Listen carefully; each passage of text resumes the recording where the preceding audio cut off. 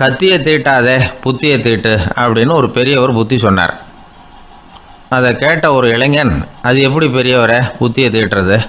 கத்தியை தீட்டுன்னு சொன்னால் ஒரு கருங்கல்லில் கத்தியை தேய்க்கலாம், புத்தியை தீட்டுன்னு சொன்னால் எப்படி தலையை கொண்டுட்டு போய் தரையில் தேய்ச்சிக்கிட்டு இருக்க முடியுமா அப்படின்னா. அந்த பெரியவர் உடனே புரிஞ்சுக்கிட்டார், இந்த இளைஞனுக்கு புத்தி கூர்மை கம்மி அப்படிங்கிறத புரிஞ்சுக்கிட்டார். அது சரி, அறிவுக்கும் புத்திசாலித்தனத்துக்கும் என்ன வித்தியாசம்? இது ஒரு முக்கியமான கேள்வி. அறிவுன்னா என்ன, புத்திசாலித்தனம்னா என்ன? இதே கேள்வியை சாக்ரட்டிஸ் கிட்ட அவருடைய சீடன் ஒருத்தன் கேட்டானான். ஐயா, அறிவுக்கும் புத்திசாலித்தனத்துக்கும் என்னங்க வித்தியாசம் அப்படின்னு கேட்டிருக்கான். சாக்ரட்டிஸ் நிமிர்ந்து பார்த்துருக்கிறார் அந்த சீடனை. அதுக்கப்புறம் சொன்னாராம், நான் சொல்கிறேன் உன்னுடைய கேள்விக்கு பதில், ஆனால் அதுக்கு முன்னாடி நீ ஒரு காரியம் பண்ணணும்னாரான். என்னங்க செய்யணும் சொல்லுங்கன்றிருக்கான். அதோ பாரு, ஒரு பெரியவர் உட்காந்துருக்கிறாரு, அவர்கிட்ட போ, இங்கேருந்து பக்கத்தில் இருக்கிற அந்த கிராமத்துக்கு போய் சேர எவ்வளவு நேரம் ஆகும் அப்படின்னு கேட்டுட்டு வா அப்படி சொன்னார் சாக்ரட்டிஸ். சரின்னு சொல்லிவிட்டு இவன் போனான். அந்த பெரியவர் முன்னாடி போய் நின்னான். ஏங்க பெரியவரை, இங்கேருந்து அதோ தெரியுத அந்த கிராமத்துக்கு போய் சேர்றதுக்கு எவ்வளவு நேரம் ஆகும் அப்படின்னு கேட்டான். பெரியவர் நிமிர்ந்து பார்த்தார், ஆனால் பதில் எதுவும் சொல்லலை. இவன் மறுபடியும் ஒரு தடவை அதே கேள்வியை அவர்கிட்ட கேட்டான். என்னங்க, நான் கேட்குறது உங்கள் காதில் விழுதா? அந்த கிராமத்துக்கு போய் சேர்றதுக்கு எவ்வளோ நேரம் ஆகும் அப்படின்னு சொல்லி மறுபடியும் கேட்டான். அப்பவும் அவர் பதில் சொல்லலை. உடனே அவன் மனசுக்குள்ளே முடிவு பண்ணிக்கிட்டான், சரி பெரியவர் ஒரு மாதிரியாக தெரிகிறார், புத்தி சுவாதீனம் சரியில்லாத ஒரு மாதிரி தெரியுது அப்படின்னு நினச்சிக்கிட்டே வந்த வழியிலே திரும்பி வந்துட்டான். கொஞ்சம் தூரம் நடந்திருப்பான். இப்போ அந்த பெரியவர் மறுபடியும் கூப்பிட்டார், இளைஞனே இப்படி வாடினார். இவனுக்கு ஒன்றும் புரியல. மறுபடியும் திரும்பி நடந்தான். அவர் முன்னாடி போய் நின்னான்.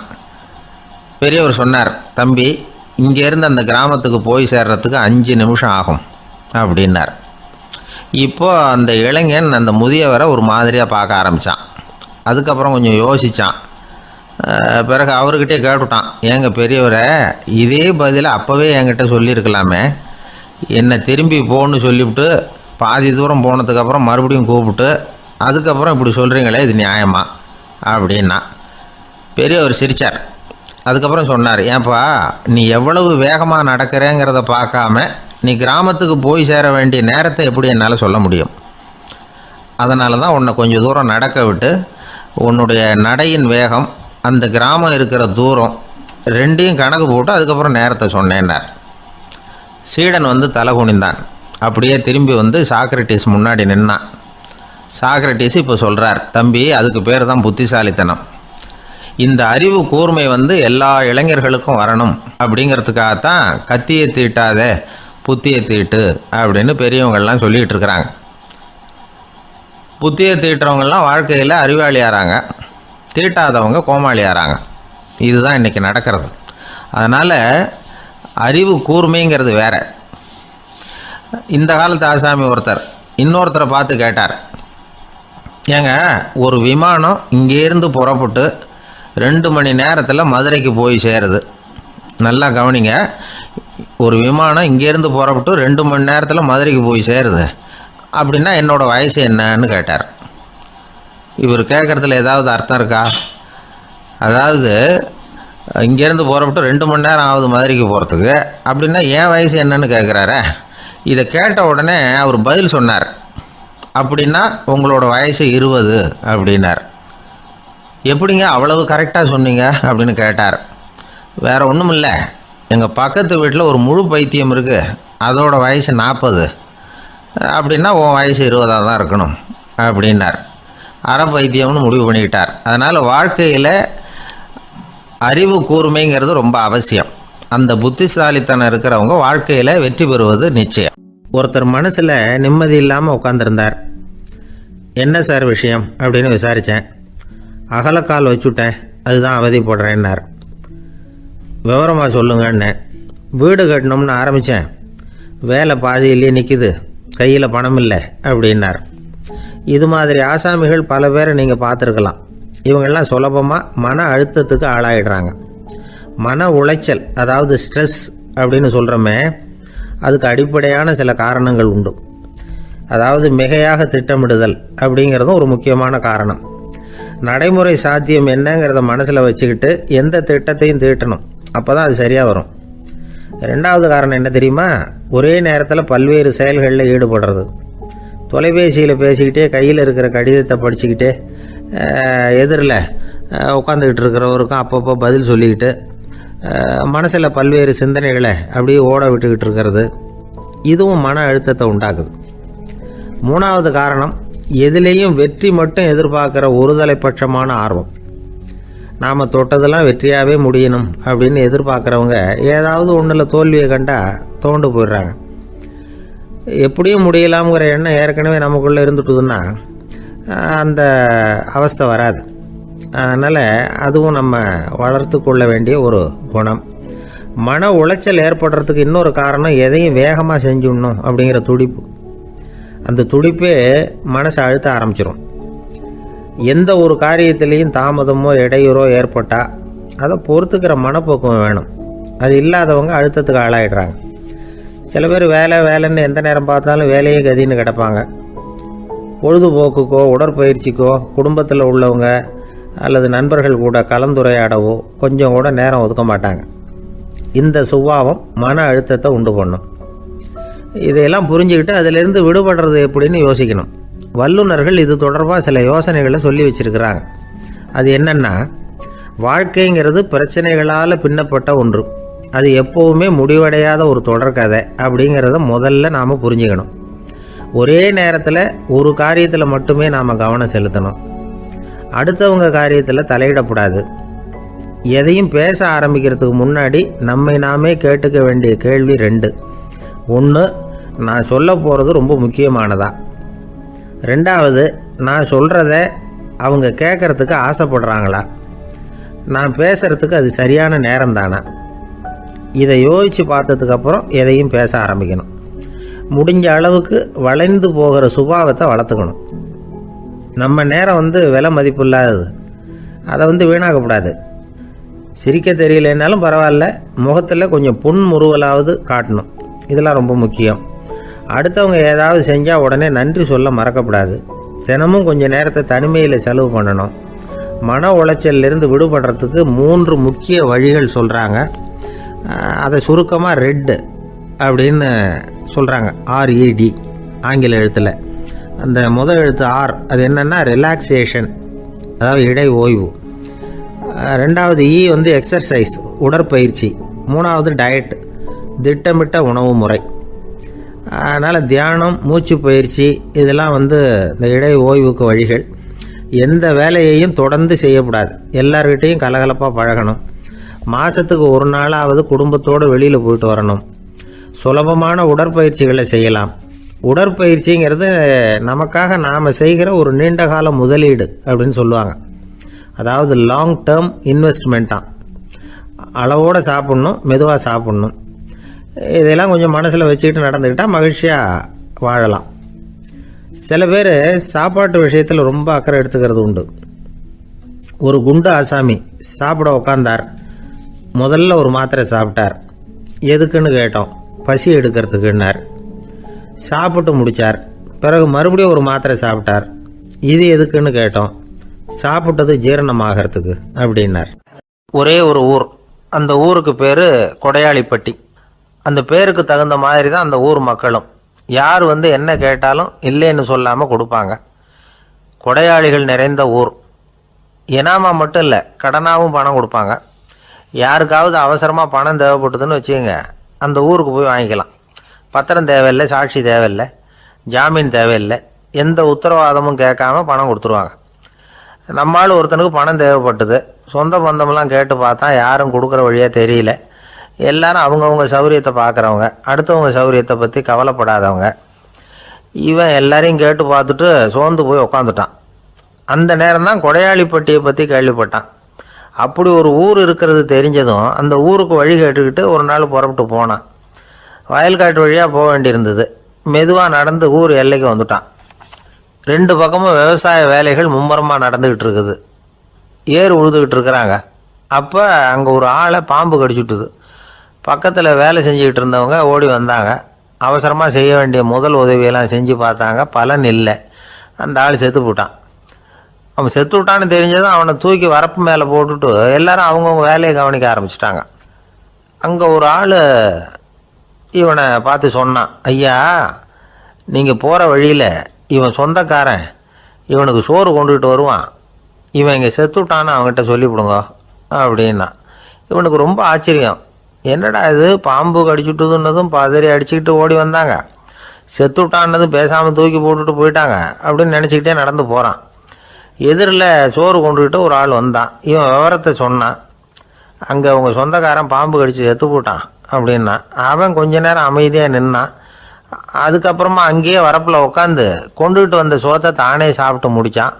பேசாமல் எழுந்திரிச்சு திரும்பி போயிட்டான். கொஞ்சம் கூட பதறல, அழலை. இப்படியும் ஒரு ஊரா அப்படின்னு நினச்சி ஆச்சரியப்பட்டுக்கிட்டே இவன் ஊருக்குள்ளே போனான். ஒரு பெரிய மனுஷனை பார்த்து பணம் கேட்டான். அவரும் இவனோட பேரையும் ஊரையும் மட்டும் விசாரிச்சுக்கிட்டு தேவையான பணத்தை கொடுத்துட்டார். பணத்தை வாங்கிட்ட பிறகு தன்னுடைய மனசை அரிச்சிக்கிட்டு இருந்த அந்த விஷயத்தை பற்றி கேட்டான். ஐயா, வழியில் ஒருத்தன் செத்துட்டான், அவனை அப்படியே தூக்கி வரப்பில் போட்டுட்டு எல்லாரும் வயல்வெளி வேலைகளை பார்த்துக்கிட்டு இருக்கிறாங்களே அப்படின்னா. இதுக்கு அந்த பெரியவர் சொன்னார், ஆமாம், அப்படி தான் செய்வோம், வேலை முடிஞ்சு வீட்டுக்கு திரும்புகிறப்போ அவனை தூக்கிட்டு வந்து அடக்கம் பண்ணிடுவோம் அப்படின்னார். ரொம்ப ஆச்சரியமாக இருக்கே அப்படின்னா. ஏன் உங்கள் ஊரில் யாராவது செத்துட்டா என்ன பண்ணுவீங்க அப்படின்னு கேட்டார். என்ன இப்படி கேட்குறீங்க, எங்கள் ஊரில் எல்லாம் பணத்தை தூக்க விட மாட்டாங்க, ஒப்பாரி வைப்பாங்க, கட்டி புரண்டு அழுது புலம்பி தீர்த்துருவாங்க அப்படின்னா. இவன் பெரியவர் பார்த்தார். அவங்ககிட்ட கொடுத்த பணத்தை லபக்குன்னு பறிச்சுக்கிட்டார். திருப்பி வாங்கிட்டார். இவன் பதறி போய் நிற்கிறான். அவர் சொன்னார், பணத்தையே விட மாட்டேன்னு கட்டுப்பிடிச்சி அழுதா நான் கொடுத்த பணத்தை மட்டும் எப்படி திருப்பி கொடுக்க போகிறேன், போயிட்டு வா அப்படின்னு விரட்டி விட்டாரான். இந்த கதையை நண்பர் ஒருத்தர் சொன்னார். கதை வேடிக்கையாக தெரிஞ்சால் கூட இதில் கருத்து உண்டு. பணம் பிணம் இது ரெண்டையுமே விடுறதுக்கு அவ்வளவு சுலபமாக மனம் வர்றதில்லை. இந்த ரெண்டு விஷயங்கள்லேயும் அறிவார்ந்த செயல்பாடு தேவை. ஒரு பேருந்து மரத்தில் மோதி விட்டது. எல்லாரும் அடிபட்டு முனைகிட்டு கிடக்கிறாங்க. டிரைவர், கண்டக்டர் இவங்களுக்கும் அடி, அவங்களும் ஒரு பக்கம் கிடக்கிறாங்க. ஒரு மூலையில் கிடக்கிற ஒருத்தன் மெதுவாக முக்கி முனகி கண்டக்டர்னு சத்தம் போடுறான். கண்டக்டர் மெதுவாக நகர்ந்து அவங்ககிட்ட போய் என்னன்னு விசாரிக்கிறார். அவன் ரொம்ப சிரமப்பட்டு வாயை திறந்து ஒரு 15 காசு சில்லற பாக்கி அப்படின்னானான். ஒரு ஊரில் ஒரு மன்னர் இருந்தார். ஒரு நாள் அவருடைய அரசவைக்கு ஒரு ஓவியன் வந்தான்.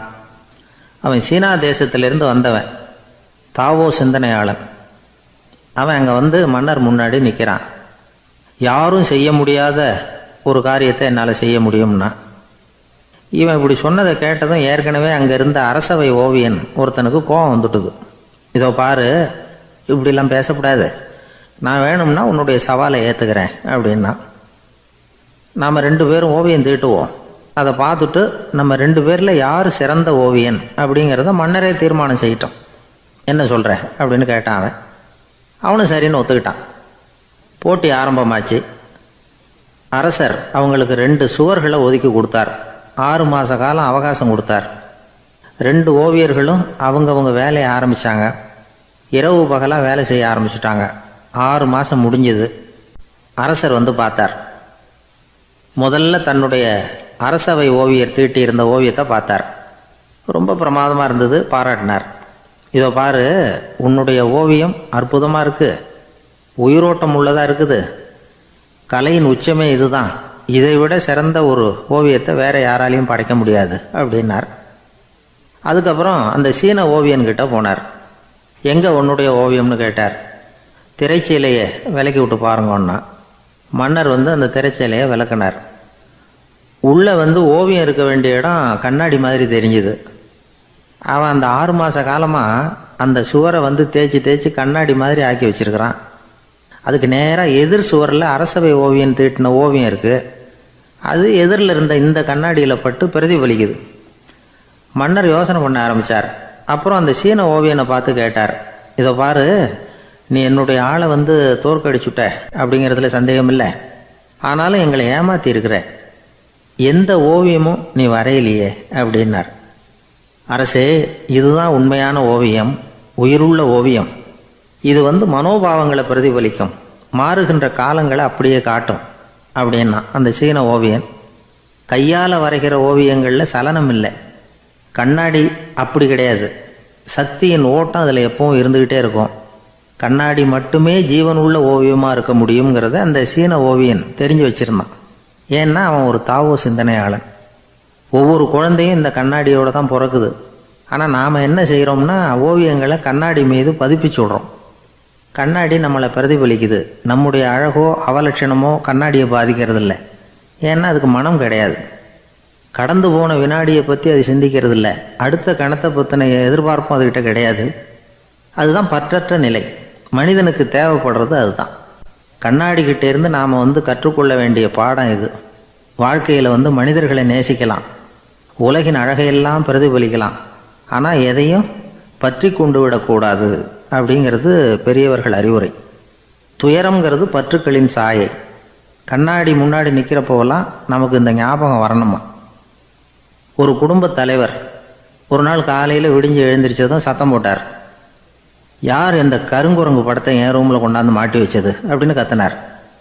சமையல் கட்டிலிருந்து மனைவி பதில் சொன்னாங்க. தூக்க கலக்கத்தில் உளராதிங்க, நல்லா பாருங்க, அது படம் கிடையாது, முகம் பார்க்குற கண்ணாடி அப்படின்னாங்க. அம்மாக்காரங்களுக்கு அடிக்கடி ஏற்படுற கவலை ஒன்று உண்டு. அதாவது குழந்தை சரியாக சாப்பிட மாட்டேங்குதே அப்படிங்கிற கவலை. இவங்கெல்லாம் ஒரு விஷயத்த நல்லா புரிஞ்சுக்கணும். குழந்தைகள்ங்கிறவங்க பெரியவங்க மாதிரி இல்லை. அவங்க கடிகாரத்தில் மணியை பார்த்துட்டு சாப்பிட்றதுக்கு உட்கார்ற ரகம் கிடையாது. பசிச்சா சாப்பிடுவாங்க, இல்லைன்னா விளையாடுவாங்க அல்லது தூங்குவாங்க. அது புரியாமல் அவங்கள கட்டாயப்படுத்தி அல்லது மிரட்டி சாப்பிட வைக்கிறது ரொம்ப தப்பு. ஒரு 8 மாத குழந்தைக்கு 3 மணி நேரத்துக்கு ஒரு தடவை பசிக்கும். அந்த நேரம் பார்த்து சாப்பாடு கொடுத்தா அடம் பண்ணாமல் அது பாட்டுக்கு சாப்பிட்றோம். அதே குழந்தைக்கு 1 வயசு ஆகிறப்போ 4 மணி நேரத்துக்கு ஒரு தடவை பசிக்கும். இந்த வயசில் இயற்கையாகவே பசி குறைஞ்சிருக்கும். அது புரியாமல் என் குழந்தை முன்னாடி மாதிரி இப்போ சரியாக சாப்பிட மாட்டேங்கிறான் அப்படின்னு சில பேர் டாக்டர்கிட்ட போய் சொல்லிக்கிட்டு இருப்பாங்க. இன்னொரு விஷயம், ஒரு குழந்தைக்கு வயசு அதிகமாகிற வேகத்துக்கு உடம்பு எடையும் அதிகமாகிக்கிட்டே போகாது. உடம்பு எடை அதிகமாகிற வேகம் குறைஞ்சிக்கிட்டே வரும். 6 மாத குழந்தைக்கு ஒரு வாரத்தில் 150 கிராம் எடை கூடும். ஒரு வயசில் வாரத்துக்கு 71 கிராம் எடை கூடும். இது புரியாமல் அதிகமாக சாப்பாட்டை கொடுத்து குழந்தைய கஷ்டப்படுத்தக்கூடாது. ஏன்னா அளவுக்கு மீறின உணவு அஜீரணத்தை உண்டு பண்ணிவிடும். குழந்தைக்கு ஒரு தட்டில் கொஞ்சமாக ஆகாரத்தை வச்சு கொண்டுகிட்டு போய் கொடுக்கணும். மலை மாதிரி குவிச்சு வச்சா அதை பார்த்ததுமே பசி அடங்கி போயிடும். அடித்து மிரட்டி பயமுறுத்தி குழந்தைய சாப்பிட வைக்கிற பழக்கம் இருக்குது பாருங்கள். அதுக்கு ஃபுட் ஃபோர்ஸிங் அப்படின்னு பேர். இப்படி பண்ணினா குழந்தைக்கு சாப்பாட்டில் விருப்பம் குறைஞ்சிரும். அதை கண்டாவே வெறுக்க ஆரம்பிச்சிடும். அது மாதிரி உளம் சார்ந்த பசி குறைவு, சைக்கோஜெனிக் அனோரெக்சியா, அது ஏற்படுமா. சாப்பாடுங்கிறதே ஒரு தண்டனை மாதிரி தோணும். குழந்தைகளுக்கு பிடிச்ச மாதிரியான ஆகாரத்தை கொடுக்கணும்.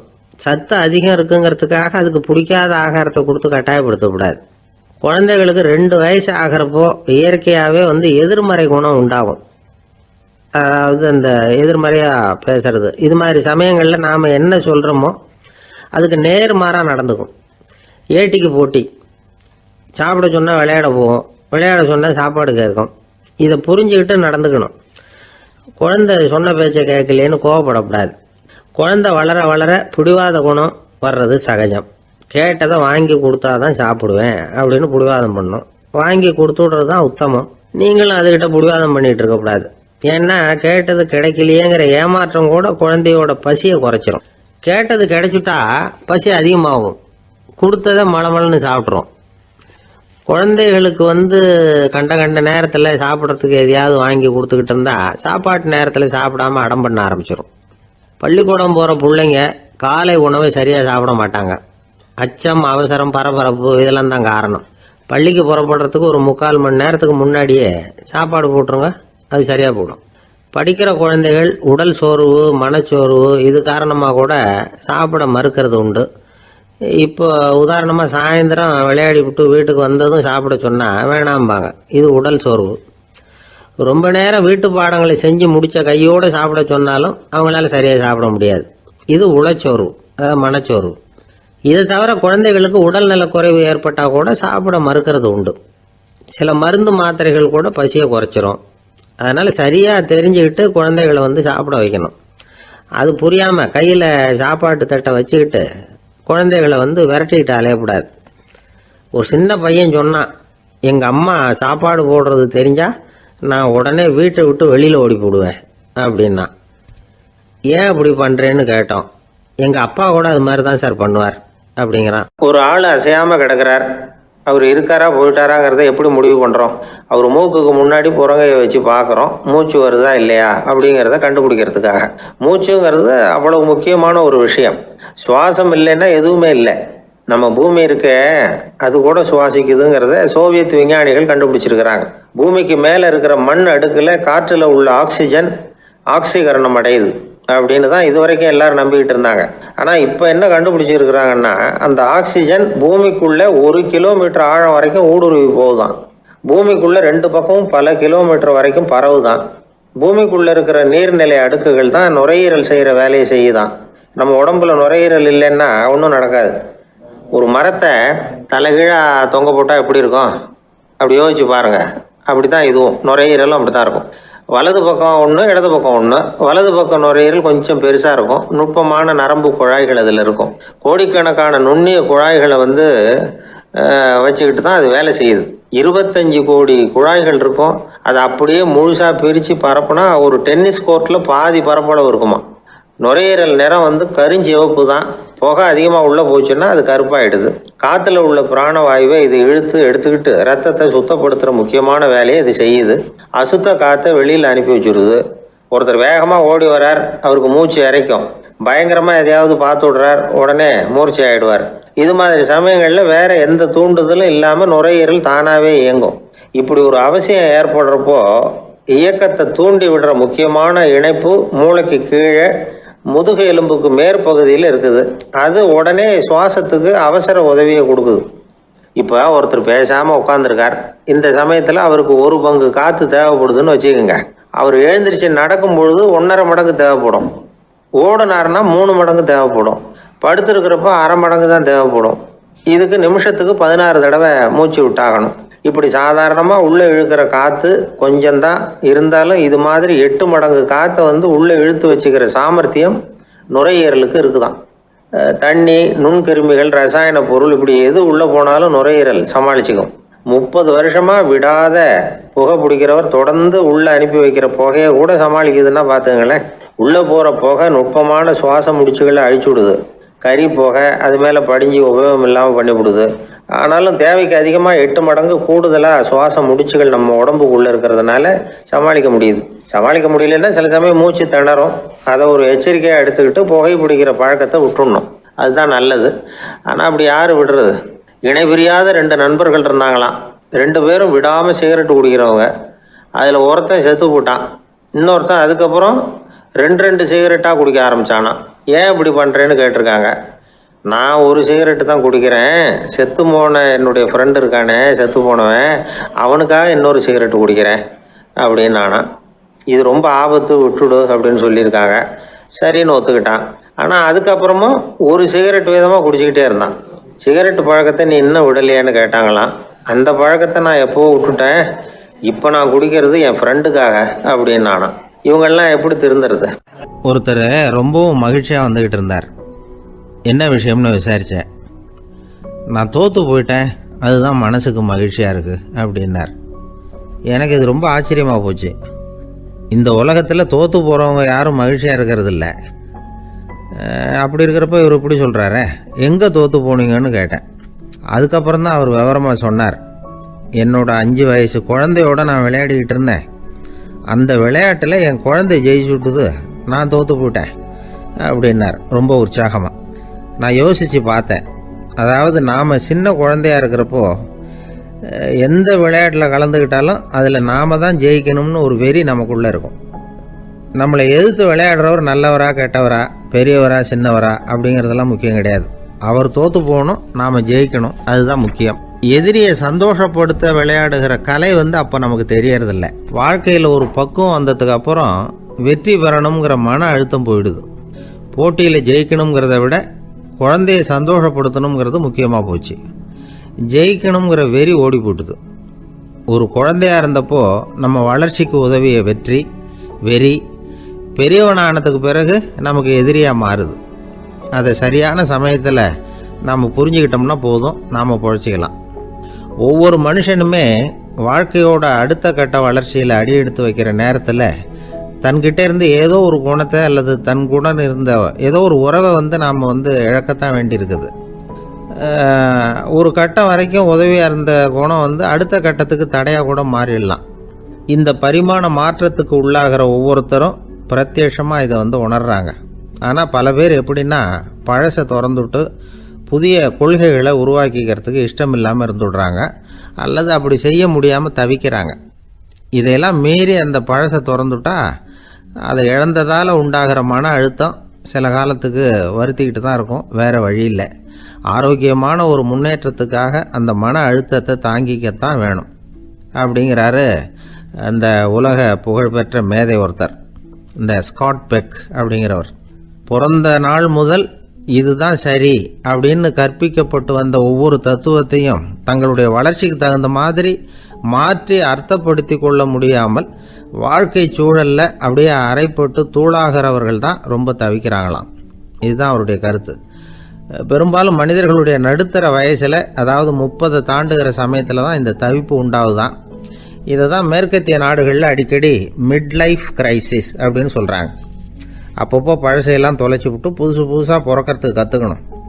ஒவ்வொரு நிமிஷத்தையும் அந்த நிமிஷத்துக்கு ஏற்ற சித்தாந்தம் கொண்டவர்களாக சந்திப்போம் அப்படிங்கிறார் அந்த உளவியல் நிபுணர். இப்படி பழகிக்கிட்டால் வாழ்க்கை வந்து இன்பமயம், இல்லைன்னா தவிப்பு மயம்தான்.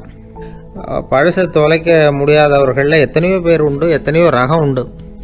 அதில் வேடிக்கையான நண்பர்களும் உண்டு. ஒருத்தர் நண்பர் வீட்டுக்கு போனார். அவர் வந்து ஏதோ இனிப்பு பலகாரம் கொடுத்து சாப்பிட சொல்லியிருக்கிறாங்க அவங்க வீட்டில். இவர் சாப்பிட்டு பார்த்துட்டு சொன்னாராம், சார் 6 மாதத்துக்கு முன்னாடி ஒரு தடவை இங்கே வந்தேன், அப்போது ஒரு இனிப்பு பலகாரம் கொடுத்தீங்க, அது இதை விட நல்லா இருந்தது சார் அப்படின்னாராம். அப்போ செஞ்ச அதே இனிப்பு பலகாரம் தான் சார் இதுவும் அப்படின்னாராம் அவர். ஐயா, உங்கள் பேரை தொடர்ந்து தினம் கேட்டுக்கிட்டு இருக்கிறேன் அப்படின்னார் ஒருத்தர். தொடர்ந்து கேட்குறீங்களே, உங்களுக்கு காது வலிக்கலையா அப்படின்னு கேட்டோம். பேசுகிற உங்களுக்கே வாய் வலிக்கல அப்படிங்கிறப்போ கேட்குற எங்களுக்கு எப்படி காது வலிக்கும் அப்படின்னார். நம்ம உடம்புல ஒரு அதிசயம் என்ன தெரியுமா? ரொம்ப நேரம் நாம் நடக்கிறோம்னு வச்சுக்கோங்க, கால் வலிக்கும். ரொம்ப நேரம் வேலை செஞ்சால் கை வலிக்கும், உடம்பு வலிக்கும். ரொம்ப நேரம் பார்த்துக்கிட்டே இருந்தால் கண்ணு வலிக்கும். ரொம்ப நேரம் பேசிக்கிட்டே இருந்தால் வாய் கூட வலிக்கும். ஆனால் ரொம்ப நேரம் கேட்டுக்கிட்டே இருக்கிறதுனால காது வலிக்கிறது இல்லை. அதனால் கேட்கறதுக்கு முக்கியத்துவம் கொடுத்தாங்க நம்ம பெரியவங்க. திருவள்ளுவர் வந்து தேவையில்லாமல் வார்த்தைகளை உபயோகப்படுத்த மாட்டார். ஒரு திருக்குறள்னு எடுத்துக்கிட்டாவே அதில் மொத்தம் 7 வார்த்தைகள், அவ்வளவுதான். அப்படி 7 வார்த்தைகள் மட்டுமே உள்ள ஒரு திருக்குறளில் வள்ளுவர் ஒரே வார்த்தையை 5 தடவை உபயோகப்படுத்தியிருக்கிறார், திரும்ப திரும்ப பயன்படுத்தியிருக்கிறார். அப்படின்னா அதை எந்த அளவுக்கு வலியுறுத்தி சொல்கிறார் அப்படிங்கிறத நாம் புரிஞ்சுக்கணும். அது என்ன குறள்? செல்வத்துள் செல்வம் செவிச்செல்வம், அச்செல்வம் செல்வத்துள் எல்லாம் தலை. செவிச்செல்வம்ங்கிறது அவ்வளவு முக்கியமானது. கற்றலின் கேட்டல் நன்று. அதிகம் கேட்கணுங்கிறதுக்காகத்தான் எவ்வளவு கேட்டாலும் காது வலிக்கிறது இல்லை. குறைச்சலாக பேசணும், அதிகமாக கேட்கணும். இன்னொரு விஷயம் கவனிங்க, நம்ம உடம்புல கண்ணுக்கு வந்து மூடி இருக்குது, எதையாவது நாம் பார்க்க விரும்பலைன்னா உடனே கண்ணை மூடிக்கலாம். நம்ம வாய்க்கு மூடி இருக்குது, பேச விருப்பம் இல்லையா, வாயை மூடிக்கலாம். மூக்குக்கு கூட மூடிக்கிற வசதி இருக்குது, எதையாவது முகர விருப்பம் இல்லையா, மூச்சை அடக்கிக்கலாம். ஆனால் பாருங்கள், காதுக்கு வந்து மூடி கிடையாது, அதை கையால் தான் மூட முடியும். யார் என்ன சொன்னாலும் அது நல்லதோ கெட்டதோ காதில் விழுந்துக்கிட்டு தான் இருக்கும். அறிவு தான் நல்ல விஷயங்களை எடுத்துக்கிட்டு கெட்ட விஷயங்களை விட்டுடணும். நல்ல கருத்துக்கள் நம்ம காதில் நிறைய விழுந்துக்கிட்டே இருக்கணும். அதை கேட்டு நாம் நல்லபடியாக வாழணுங்கிறது தான் படைப்பின் விருப்பம். ஆன்மீகவாதிகள் கூட ஒன்று சொல்லுவாங்க, அதாவது ஆன்மீக பாதையில் நீங்கள் முன்னேறணும்னா முதல்ல சிரவணம் செய்யணும்பாங்க. அதாவது பெரியவங்க சொல்கிற நல்ல கருத்துக்களை கேட்கணும் அப்படின்னு அதுக்கு அர்த்தம். அதனால் யார் நல்ல கருத்துக்களை சொன்னாலும் அதை காது கொடுத்து கேளுங்க. இவ்வளவு கருத்துக்களையும் நம்ம நேயர் ஒருத்தர்கிட்ட சொல்லிகிட்டு இருந்தோம். அவரும் சரி சரின்னு தலையாடிக்கிட்டே இருந்தார்.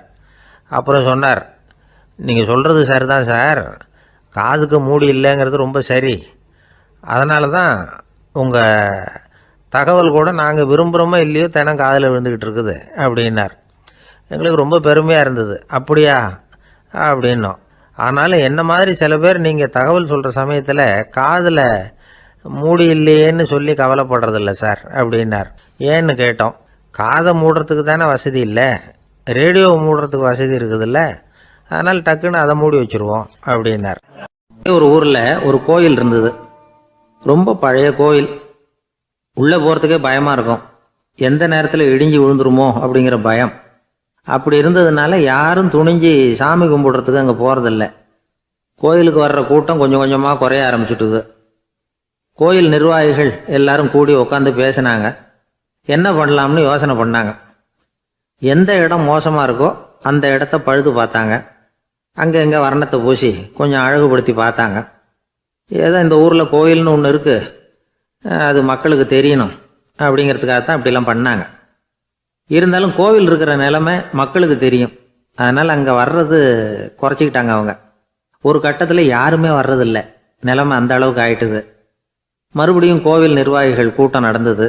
இந்த கூட்டம் கூட கோயிலுக்கு உள்ளே நடக்கலை, இடிஞ்சு விழுந்துருமோங்கிற பயம். அதனால் வெளியில் தான் உட்காந்து கூட்டத்தை நடத்தினாங்க. ஏன்னா உள்ளே போகிறதுக்கு அவங்களுக்கும் துணிச்சல் கிடையாது. எந்த நேரமும் விழுந்துரும் போல் இருந்தது அது. அது வழியாக போகிறவங்க கூட வேகமாக அந்த இடத்த கடந்து போக ஆரம்பிச்சிட்டாங்க. கோவில் நிர்வாகிகள் வெளியில் உட்காந்து கூட்டம் போட்டாங்க இல்லையா, அந்த கூட்டத்தில் 4 தீர்மானங்களை நிறைவேற்றினாங்க. அது என்ன 4 தீர்மானம்னா, முதல் தீர்மானம், இந்த கோவிலை இடிப்பது அப்படிங்கிற முடிவை இந்த கமிட்டி மிகவும் வருத்தத்துடன் ஏற்றுக்கொள்ளுகிறது அப்படின்னு நிறைவேற்றினாங்க. இதுக்கு பதிலாக இன்னொரு கோவிலை உடனடியாக கட்டி முடிச்சுடணுங்கிறது 2வது தீர்மானம். 3வது தீர்மானம் என்ன தெரியுமா? பழைய கோவிலின் கதவுகள், அதிலிருந்து பிரித்து எடுக்கிற செங்கல், இதையே புது கோவில் கட்டுவதற்கு பயன்படுத்தி கொள்ள வேண்டியது. பழைய கோவில் இருந்த மாதிரியே அதே வடிவத்தில் புது கோவிலையும் கட்ட வேண்டியது. பழைய கோவிலின் அஸ்திவாரத்தை அப்படியே வச்சுக்கிட்டு அதுக்கு மேலே நாம் கோயிலை கட்டிக்க வேண்டியது. இதுதான் 3வது தீர்மானம். இதையும் கமிட்டி முழு மனசோடு ஏற்றுக்கிட்டது. இது வரைக்கும் சரி. இப்போ அந்த கமிட்டி 4வதாக ஒரு முக்கியமான தீர்மானத்தை கொண்டுகிட்டு வந்து அதையும் ஏகமனதாக நிறைவேற்றி விட்டது. அது என்ன தீர்மானம்னா, புதிய கோவில் கட்டி முடிக்கிற வரைக்கும் பழைய கோவிலை இடிக்கிறதில்லை அப்படிங்கிற தீர்மானம். எப்படி இருக்குது பாருங்க இது. பழசை இடிக்காத வரையில் அதே இடத்துல புதுசாக எப்படி கட்ட முடியும்? பல விஷயங்களில் நாம் நடந்துக்கிற முறையும் இப்படி தான் இருக்குதான். வாழ்க்கையில் முன்னேறணும்னு ஆசைப்படுவோம்.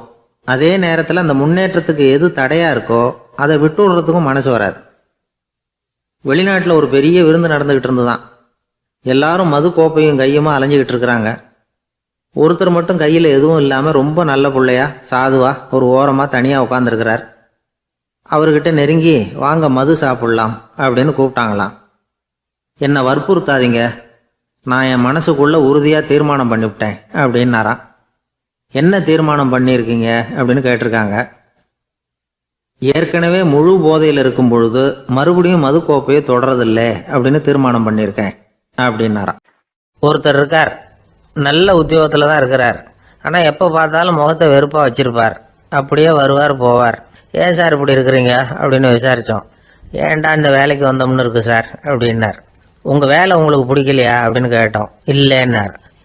இப்படிப்பட்டவங்க வெற்றிகரமான வாழ்க்கை வாழ முடியாது. இது நிபுணர்கள் கருத்து.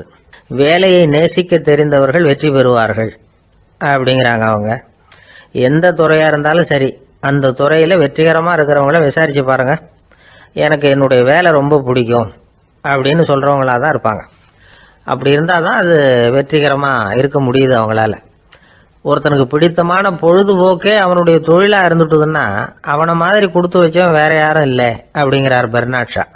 ஒரு தடவை மன்னர் ஹுமாயூன் உயிரை தண்ணீர் முண்டு ஊற்றுகிற தொழிலாளி ஒருத்தர் காப்பாற்றினாராம் அந்த ஹுமாயூன் உயிரை. உடனே மன்னர் கேட்டிருக்கார், உனக்கு என்ன வேணும்னாலும் கேளு தரேன், உயர் பதவி வேணுமா அப்படின்னு கேட்டாராம். மன்னா, மக்களின் தாகம் தீர்க்கக்கூடிய இந்த பணியை விட உயர்ந்தது உண்டா அப்படின்னாராம் அந்த தொழிலாளி. அவரால் அவருடைய வேலையை நேசிக்க முடிஞ்சுது. அதனால் மகிழ்ச்சியாக இருக்க முடிஞ்சுது. நாமெல்லாம் அப்படி இல்லை.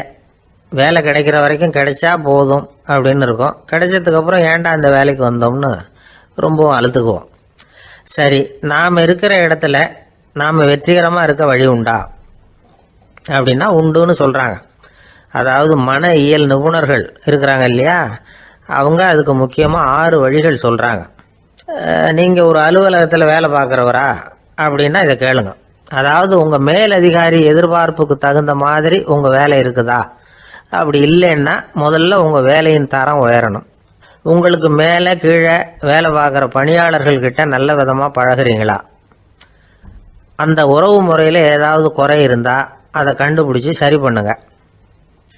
நம்பிக்கைக்கு உரியவர் அப்படின்னு நீங்கள் பேர் எடுக்கணும். நீங்கள் எடுக்கிற முடிவு நல்ல முடிவாக தான் இருக்கும் அப்படின்னு அடுத்தவங்க சொல்லணும். உங்கள் தோற்றத்துக்கு முக்கியத்துவம் கொடுங்க. இது மனம் உடல் ரெண்டும் சம்மந்தப்பட்டது. அதனால் மனசையும் ஆரோக்கியமாக வச்சுருக்கணும், உடம்பையும் ஆரோக்கியமாக வச்சுருக்கணும். உங்களுடைய நிர்வாகம் செயல்படுற விதத்தை நல்லா புரிஞ்சு வச்சுக்கணும். உங்களுடைய நிர்வாகம் இப்போ ஒரு காரியம் செய்யுதுன்னு வச்சுங்க, ஏன் அப்படி செய்யுது, எதுக்காக அப்படி செய்யுது, அதனுடைய குறிக்கோள் என்ன, அது நீடிக்கிறதுக்கு காரணம் என்ன, இதெல்லாம் தெரிஞ்சுக்கணும். சிரிப்புக்கு வஞ்சகம் பண்ணக்கூடாது, நல்லா சிரிக்கணும், அப்போ தான் அது திரும்ப கிடைக்கும். கடந்த கால தோல்வியை பற்றி கவலைப்படக்கூடாது. முதலாளி விருப்பம் தெரிஞ்சு நடந்துக்கிறது நல்லது தான். அதுக்காக காக்கா பிடிக்கணுங்கிற அவசியம் இல்லை. உங்களுக்கு ஒரு பொறுப்பான வேலை கிடைக்குது, உடனே சத்தம் குழப்பம் அப்படின்னு சூழ்நிலையை இறுக்கமாக ஆக்கிடக்கூடாது. எந்த சூழலையும் இயல்பாக கையாளக்கூடியவர் அப்படிங்கிறத காட்டணும். இதெல்லாம் உங்கள் துறையில் நீங்கள் வெற்றி பெற நிபுணர்கள் சொல்கிற யோசனைகள்.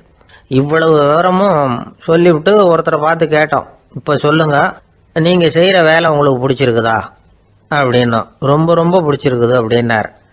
சரி, என்ன செஞ்சிட்டு இருக்கிறீங்க அப்படின்னு கேட்டோம். சும்மா தான் இருக்கிறேன் அப்படின்னார் அவர். ஒரு ஊரில் ஒரு பெரியவர் இருந்தார். ஒரு நாள் அவரை தேடி ஒருத்தர் வந்தார். ஐயா, நான் கடவுளை பரிபூர்ணமாக நம்புகிறேன் அப்படின்னார். சரி, அந்த நம்பிக்கை உனக்கு எப்படி வந்ததுன்னு கேட்டார் இவர். அவர் சொல்ல ஆரம்பித்தார்.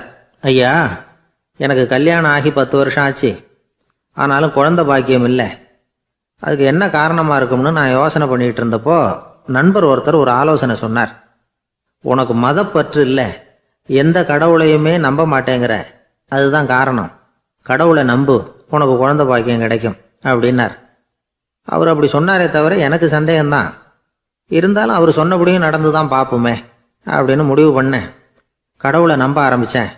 அந்த வருஷமே அழகான ஆண் குழந்தை பிறந்தது. எல்லாம் இறைவன் அருள் அப்படின்னார். இவர் இப்படி சொன்னதை கேட்டதும் அந்த பெரியவர் சொன்னார், நீ சொல்கிறதெல்லாம் சரிதான், இருந்தாலும் இந்த காலத்தில் எந்த ஒரு காரியமாக இருந்தாலும் அதை சோதனை செஞ்சு பார்த்துட்டு தான் ஒரு முடிவுக்கு வந்து சேர முடியும். அறிவுபூர்வமான முடிவு அதுவாக தான் இருக்கும். அறிவியல் சோதனைகள் அப்படித்தான். ஒரு குறிப்பிட்ட விஷயத்தை பற்றி எத்தனை தடவை சோதனை பண்ணாலும் ஒரே முடிவு தான் கிடைக்கணும், அதுதான் சரியாக இருக்கும். அதனால் இப்போ மறுபடியும் ஒரு சோதனைன்னார். என்ன செய்யணும் அப்படின்னு கேட்டார் இவர். கடவுள்கிட்ட ஒரு பெண் குழந்தை வேணும்னு கேளு. முதல்ல ஆண் குழந்தையை கொடுத்தது மாதிரியே இப்போ ஒரு பெண் குழந்தையையும் கொடுக்குறாரா பார்க்கலாம் அப்படின்னார். சரின்னு சொல்லி இவர் அதே மாதிரி முயற்சி பண்ணினார். அதுக்கப்புறம் அவர் இந்த பெரியவர்கிட்ட வரவே இல்லை. கொஞ்ச காலம் கழித்து இவரே அவரை தேடிட்டு போய் கதவை தட்டினார். அவர் கதவை திறந்தார். என்ன ஆச்சு, கடவுள் கண் திறந்தாரா அப்படின்னு கேட்டார். அவர், அந்த சமாச்சாரம்லாம் நமக்கு வேணாம் சார், முதல் தடவை அது ஏதோ தற்செயலாக ஏற்பட்ட ஒரு சாதகம். இப்போ நீங்கள் 2வது தடவை சொன்ன பிறகு தினமும் கடவுளை வேண்டிக்கிட்டு தான் இருக்கிறேன், ஒன்றும் நடக்கலை அப்படின்னார் ரொம்ப விரக்தியாக. ஒரே ஒரு தோல்வியில் உங்கள் நம்பிக்கையெல்லாம் பறந்து போயிடுது பார்த்தீங்களா அப்படின்னார் அந்த பெரியவர். எல்லாம் நல்ல விதமாக நடக்கிற வரைக்கும் நம்பிக்கை, எதிர்பார்த்தது தோல்வியில் முடிஞ்சுட்டுதுன்னா அவநம்பிக்கை. மற்றவர்கள் பேரில் வைக்கிற நம்பிக்கை எந்த நேரத்திலையும் விவகாரமாகி விடக்கூடிய சாத்தியம் உண்டு. நாம் நம்பிக்கை வைக்க வேண்டியது நம்மகிட்ட தான், நமக்குள்ளே இருக்கிறார் கடவுள். எனவே நம்ம பேரில் நாம் வைக்கிற நம்பிக்கை தான் உண்மையான கடவுள் பக்தி. நிபந்தனையற்ற நம்பிக்கையாக அது இருக்கணும். எல்லாம் நல்லபடியாக நடந்துக்கிட்டு இருந்தால் எந்த முட்டாளுக்கும் நம்பிக்கை வரத்தான் செய்யும் அப்படிங்கிறது ஒரு பெரியவர் கருத்து. தியானத்தின் மூலமாக தான் உனக்குள்ள ஆழமாக தோண்டுனா உன்னுடைய அடி ஆழத்தில் நம்பிக்கை அப்படி ஊற்றெடுக்கும், அதை பார்க்க முடியும் அப்படிங்கிறது பெரியவர்கள் சிந்தனை. ஒரு குழந்தை அப்பாவை பார்த்து என்னப்பா பண்ணுறேன்னு கேட்டுதான். பிரார்த்தனை பண்ணிகிட்டு இருக்கிறேன்னாரான் அப்பா. பிரார்த்தனை பண்ணுனா என்ன கிடைக்கும் அப்படின்னு கேட்டுதான் குழந்தை. எல்லாம் கிடைக்கும் அப்படின்னாரான் அப்பா. நீ வச்சிருக்கிறிய பேனா அது கூட கிடைக்குமான்னு கேட்டுதான் குழந்தை. கிடைக்குமேன்னு இருக்கார். அப்படின்னா அந்த பேனாவை என்கிட்ட கொடுத்துரு, நீ பிரார்த்தனை பண்ணி வேற பேனா வாங்கிக்கோ அப்படின்னு தான் அந்த குழந்தை.